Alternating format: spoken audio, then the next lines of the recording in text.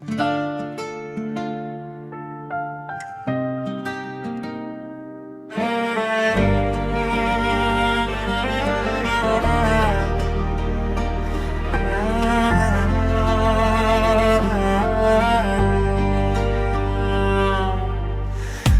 tunlar ishra seni o'ylayman, yuragimda isming takror aytaman. Ko'zlaringda yulduzlar yonib turar, go'yo osmon yerga tushgandek bo'lar. Bir kulishing yetar menga baxt uchun, sen bor joyda rang bor har bir lahza uchun. Gulim, gulim, sen mening bahorimsan, qalbimdagi eng yorqin orzumsan. Yoningda vaqt ham to'xtab qoladi, sensiz esa dunyo jimib qoladi.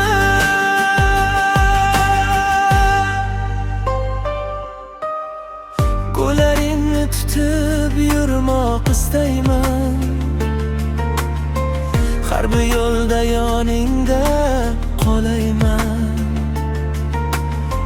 Sening bilan oddiy kun ham bayram,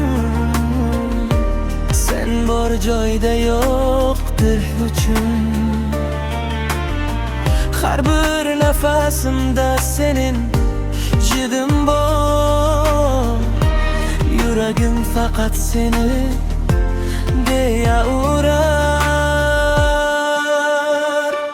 Gulim, gulim, sen mening bahorimsan, qalbimdagi eng yorqin orzumsan. Yoningda vaqt ham to'xtab qoladi, sensiz esa dunyo jimib qoladi.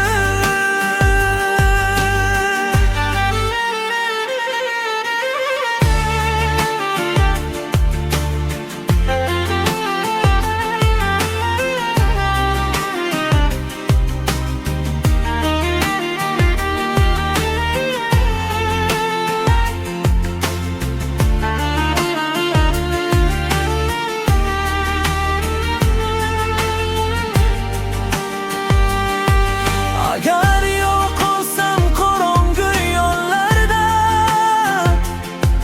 seni izlayman barcha yo'nalishlarda. Chunki sen mening yagona nurimsan, hayotimdagi eng chiroyli surimsan. Gulim, gulim, sensiz yashay olmayman. Har bir tushimda seni ko'rayman, yuragimda abadiy qolasan. Gulim bo'lib doim ochlasan.